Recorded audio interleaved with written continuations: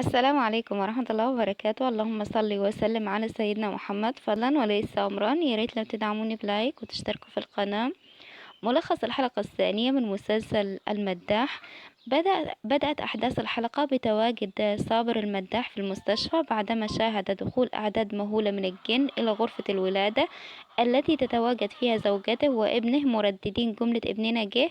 وتحدث معه الطبيب وفي حالة ذهول خاصة إن طفله المولود سليم رغم أنه ولد في الشهر السادس، وأن عملية الولادة كانت ميسرة بشكل كبير رغم الظروف الصعبة لزوجته. ويعود صابر لزوجته رحاب في غرفتها ويرى طفله، هو مجرد ما يحمله بيبكي الطفل بشدة.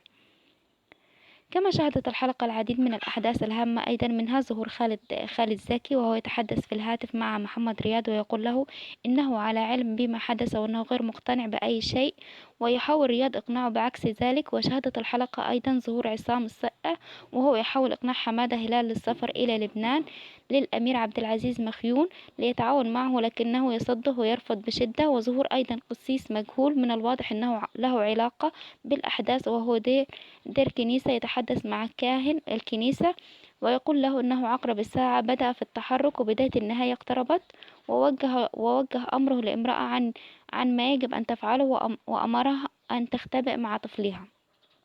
المداح يمسك بسكين ويحاول قتل رضيعه. وتنتهي أحداث الحلقة بسيطرة الجن على تفكير صابر المداح للدرجة التي جعلته يفكر في قتل طفله الرضيع عز، ويمسك بسكينا ويحاول قتله.